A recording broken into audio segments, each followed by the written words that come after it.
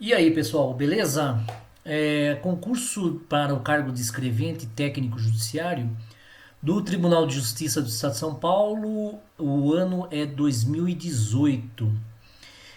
Questão de direito processual civil.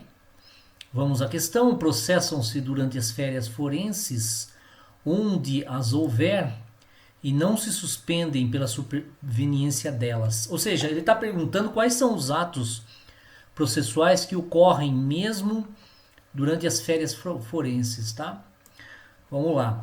Aqui, pessoal, mais uma vez o examinador optou pelo decoreba, né? Mas eu tento aqui, na verdade, explicar para vocês, e nesse caso aqui a gente poderia até falar que, por exclusão, o candidato poderia encontrar a resposta, tá? Então, vamos a alguns comentários sobre as questões, tá? E principalmente sobre a alternativa correta. Se vocês procurarem no Código de Processo Civil, vocês vão perceber que, de fato, né, o que consta nas alternativas A, C de casa, D de dado e E de escola, eles não se processam durante as férias forenses, tá? Então, de fato, a homologação de desistência de ação não é considerado. Porque veja, pessoal, para você responder a pergunta, você tem que considerar que se um ato se processa mesmo durante as férias forenses, esse é um ato considerado emergencial, né? Então veja, por exemplo, aqui na alternativa A, a homologação de desistência da ação não é considerado um ato emergencial, né? Mesma coisa aqui, ó, C, os processos que versem sobre arbitragem, inclusive sobre cumprimento de carta arbitral, também não tem emergência nenhuma, não tem urgência nenhuma, né, pessoal? Então, não se processa durante as férias forenses, né? O registro de ato processual eletrônico e a respectiva intimação eletrônica, isso aqui, nenhuma urgência, né, pessoal?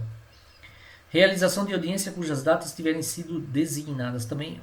Aliás, o texto até está bem estranho, mas enfim, não é o caso. Aqui, a única alternativa correta realmente é a B de bola, mas aqui há que se fazer uma observação importante, principalmente a essa segunda parte aqui, ó. Então eu vou ler tudo e vou depois comentar com vocês os procedimentos de jurisdição voluntária e os necessários à conservação de direitos.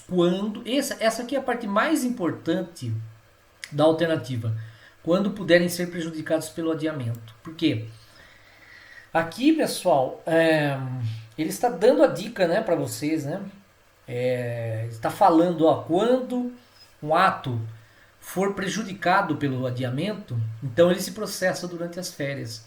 Então esse ato, quando ele pode ser prejudicado pelo adiamento, ele é considerado urgente, né?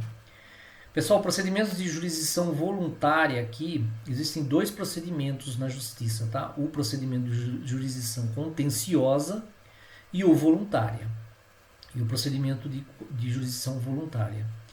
O procedimento mais comum que existe é o de jurisdição contenciosa, em que existe autor e réu no processo.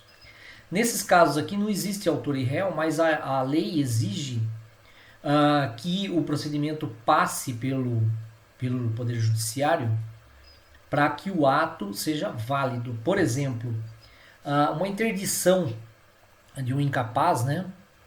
Uma pessoa que é incapaz, por exemplo, de administrar os próprios bens. Esse é um procedimento de jurisdição voluntária, né? E veja que ele pode ser até considerado urgente, né? Às vezes a pessoa não está administrando, pelo contrário, né? Está esbanjando o patrimônio, né? E isso se torna uma urgência. Então, por aqui já se vê, né? Esses procedimentos, eles têm, de fato, uma natureza de urgência, né? Mas aqui o principal é quando puderem ser prejudicados pelo adiamento. Essa é a expressão que, para mim, decide essa questão aqui. Então, de fato, a alternativa correta é a letra B de bola, com essas observações que que eu passei para vocês. Ok? Bons estudos!